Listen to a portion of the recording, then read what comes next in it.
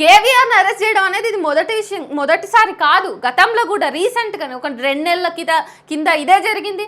ఒక ముఠాలాగా, దొంగల ముఠాలాగా, ఒక గూండా ముఠాలాగా వచ్చి అందరూ ఒక్కసారిగా ఇంటి మీద పడితే అది ఒక మిడిల్ క్లాస్ ఫ్యామిలీ వాళ్ళకి ఇవన్నీ తెలియదు. ఈ రాజకీయాలు, ఈ అరెస్టులు ఇవన్నీ తెలియదు వాళ్ళకి. మీరు చట్టాన్ని ఎట్లా చూపిస్తున్నారు?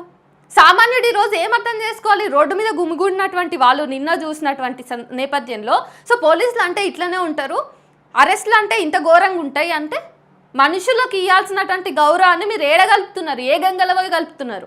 రాజ్యాంగం ఎట్లా ట్రీట్ చేయమన్నది మనిషిని? రాజ్యాంగం ప్రతిదానికి ఒక తరీకాని ఇచ్చింది కదా, గైడ్ లైన్స్ ఇచ్చింది కదా. సుప్రీంకోర్టు ఇచ్చినటువంటి గైడ్ లైన్స్ని కూడా ఫాలో అవ్వకుండా నిన్న ఆంధ్రప్రదేశ్ పోలీసులు బొబ్బిలి నుంచి వచ్చి మరి ఒక జర్నలిస్ట్ని పట్టుకొని పోవడానికి, మళ్ళా అతని వైఫ్ మీద అసభ్యంగా అతని వైఫ్ని పట్టుకోవడం, ఆమె మొబైల్ని కూడా తీసుకొని పోవడం,